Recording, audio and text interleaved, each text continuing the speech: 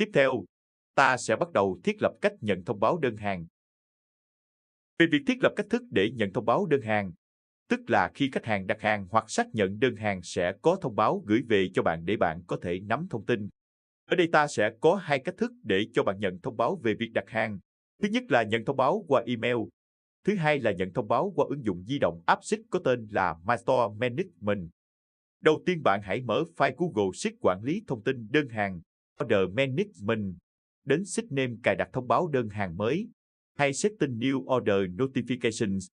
Ở đây sẽ có hai bảng, tương ứng với hai cách thức nhận thông báo. Ta sẽ bắt đầu thiết lập cách nhận thông báo qua email. Trong bảng cài đặt này, bạn cần thực hiện điền email của cửa hàng vào trường thông tin, Email of Store. Tiếp theo là bật on các trường thông tin để nhận thông báo.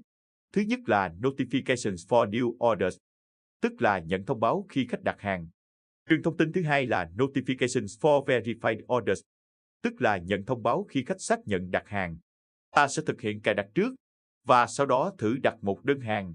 Tôi sẽ giải thích chi tiết sau. Được rồi, bắt đầu thực hiện thiết lập nhận thông báo qua email. Đầu tiên ta sẽ điền email cửa hàng.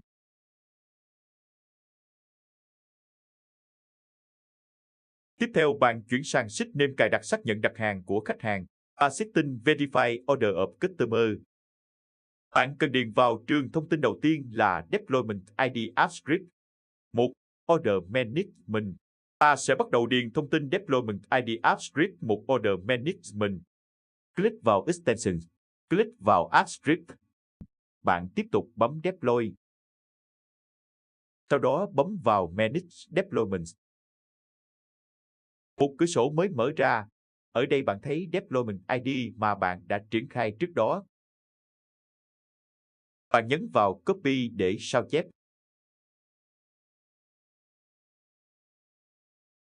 Bạn trở lại giao diện file Google Sheet.